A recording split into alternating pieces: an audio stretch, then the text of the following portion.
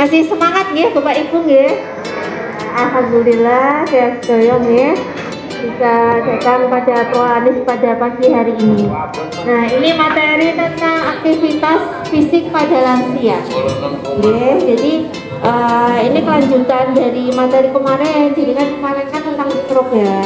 Terus ini dilanjutkan dengan prinsip latihan dan aktivitas fisik pada lansia.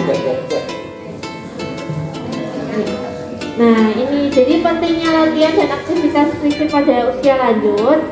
Itu antara lain usia lanjut itu bukan berarti harus pasif nih Bapak Ibu nih. Latihan dan aktivitas fisik itu sangat penting untuk menjaga kesehatan dan kualitas hidup lansia. Dengan melakukan aktivitas fisik secara teratur, lansia dapat mencegah berbagai penyakit degeneratif, meningkatkan kekuatan otot dan tulang serta menjaga keseimbangan dan koordinasi tubuh. Nah, pada lansia saat fungsi tubuh mulai menurun ya Bapak Ibu ya, pentingnya aktivitas fisik itu adalah memacu kita untuk tetap menggerakkan badan ya. Jadi biar otot itu tetap dilatih, tetap ada kekuatan ototnya, serta bisa mencegah penyakit yang lain, penyakit degeneratif yang lain. Penyakit degeneratif yang lain misalnya nyeri sendi ya, itu sudah umum sekali yang terjadi di lansia. Itu biasanya memang keluhannya nyeri sendi. Nah, itu bisa terjadi karena kurangnya aktivitas fisik. Iya, Pak. Terus serta menjaga keseimbangan dan koordinasi tubuh. Nah, saat lansia kan fungsi saraf sudah mulai menurun ya Bapak Ibu ya. Udah mulai jalannya udah nggak seimbang. Nah, manfaat dan latihan dan aktivitas fisik bagi lansia yang pertama adalah mencegah penyakit. Seperti mencegah penyakit degeneratif seperti jantung, diabetes, serta osteoporosis. Serta yang penting yang sering terjadi itu radang sendi Bapak Ibu. Terus yang kedua, meningkatkan fungsi tubuh. Latihan dapat meningkatkan kekuatan otot, keseimbangan, koordinasi, serta membantu lansia lebih mandiri. Ya. Jadi dengan seringnya kita latihan dan aktivitas fisik, kita juga akan melatih tubuh kita agar terbiasa untuk melakukan kegiatan secara mandiri. Ya. Yang ketiga, meningkatkan mood.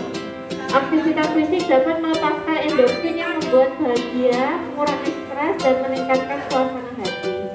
Ya, ini penting sekali ya. Jadi kalau umpamanya kita olahraga, kita jalan-jalan, bersepeda, itu mood kita akan naik. Ya. Jadi kita akan merasa bahagia, kayak refreshing, ya, kayak healing, ya.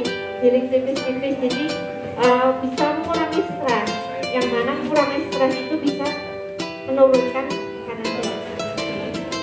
Nah, yang keempat, meningkatkan kualitas tidur. Jadi latihan dapat membantu lansia tidur lebih nyenyak, mengurangi insomnia dan gangguan tidur. Nah, jadi kan ini sering terjadi pada lansia ya. Jadi udah banyak yang mengeluh kalau malam kok susah tidur. Kalau kita rutin latihan fisik, otomatis kan tubuh kan sudah capek ya, jadi tidur itu jadi lebih gampang dan lebih nyenyak. Nah, lanjut, jenis-jenis latihan dan aktivitas fisik yang sesuai untuk lansia. Jadi ada 3 cara mangkatnya juga harus yang benar Bapak Ibu ya. Jadi kita jenengan nih mau mangkat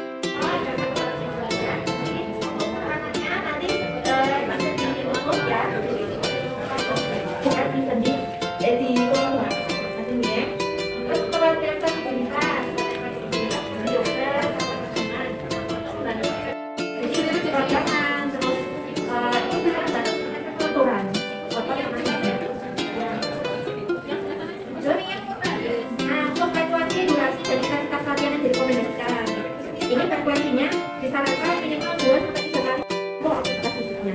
Ya. Terus sama intensitasnya itu juga harus disesuaikan dengan bentuk nadi maksimal ya. Jadi kalau ini dihitung dari rumus 220 kurang isian ya. Jadi nanti saat mau menghitung nadi disarankan umpamanya nih Bapak Ibu harus bekerja, nanti mau ngitung duduk dulu Bapak Ibu ya, terus nanti dihitung kita bilangan tangan. Nah di sini itu ada nadi yang dekat dengan kulit, jadi lebih mudah untuk perabannya. Nah, nanti kalau udah peraba, duduk itu udah ketemu nadinya. Nah nadi maksimal itu dihitung dari 220 kurangi usia, ya. Nanti misal usianya 70 tahun, berarti 220 kurangi 70 berarti kan 150. Nah kalau nadinya udah sampai 150 itu memang harus dihentikan untuk aktivitas fisiknya karena lama-lama dia akan membebani cepat dan jantung, ya. Nah, terus pertimbangan khusus dalam memilih yang kondisi untuk lansia adalah pertama adalah kondisi kesehatan itu ya. Pertimbangan itu dapat memantau perkembangan lansia selama latihan dan memberikan saran jika diperlukan. Jadi kayak di Prolanis ini ya, kita sebelum senam kita dilakukan tensi dulu. Terus selama rekomendasi dari nakes yang di sini adalah melakukan senam, makanya kita melakukan senam yang ringan saja. Terus saat senam juga tetap dimonitoring. Kiranya kalau umpamanya ada bapak ibu yang kelihatan kecapean, nanti bisa untuk istirahat terlebih dahulu, ya. Jadi nggak perlu melanjutkan lagi untuk latihannya. Lanjut. Nah, ini tantangan dan hambatan dalam berolahraga bagi lansia. Nah, jadi ini untuk lansia itu tantangan sama hambatannya itu yang pertama kurang motivasi. Nah kadang itu ya malas ya Bapak Ibu ya. Terus kesulitan mencari waktu. Nah ini mungkin bagi Bapak Ibu yang masih sibuk di rumah, misal ngomong cucu atau masih ke sawah. Nah itu kalau timbul rasa lelah yang berlebihan, nyeri sama sesak nafas, harus segera istirahat ya. Jadi biar tubuh nggak terlalu kepayahan, ya. Terus konsultasikan dengan tenaga kesehatan jika mengalami kesulitan atau perubahan kondisi, ya.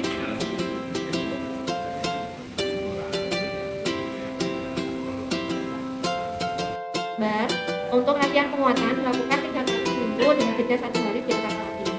Nah ini langsung gambar aja. Jadi penguatan otot paha depan. Jadi Bapak Ibu bisa posisi duduk ya. Posisi duduk aja kita aktivitas fisik. Jadi ini sendinya di lututnya dimaju mundurkan. Itu untuk penguatan otot paha depan. Nah, terus yang selanjutnya penguatan otot paha belakang. Kiri, terus ini diangkat, turunkan, angkat. Jadi sebenarnya prinsip aktivitas fisik ya. Olahraga dengan jalan tangan ulangi 4 kali. Jadi jalan tumit ya. Jadi ya tumitnya. Jadi untuk keseimbangan.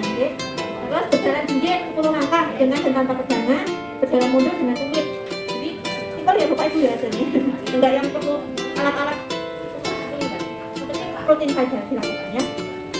Terus itu berdiri 5 kali dengan pegangan ke kanan, pegangan ke kanan, pegangan ke kanan. Jadi teman duduk 5 kali gitu. Terus berjalan di tangga ya. Jadi itu harus hati-hati kalau terutama. Monggo ada pertanyaan betul untuk aktivitas fisik. Sebenarnya untuk aktivitas fisik simple, namun harus sering rutin dilakukan ya. Jadi biar otot-otot serta sendi kita terlatih ya. Jadi enggak otot itu kalau umpamanya udah lama nggak digunakan, biasanya dia mengecil. Nah kalau udah mengecil, otomatis kekuatan otot itu akan berkurang ya. Jadinya perlu untuk tetap kita latih meskipun usia sudah beranjak lansia, ya. Nanti ya. Monggo nanti kalau umpamanya mau ada yang dikonsultasikan, mau ada yang ditanyakan, bisa langsung ya.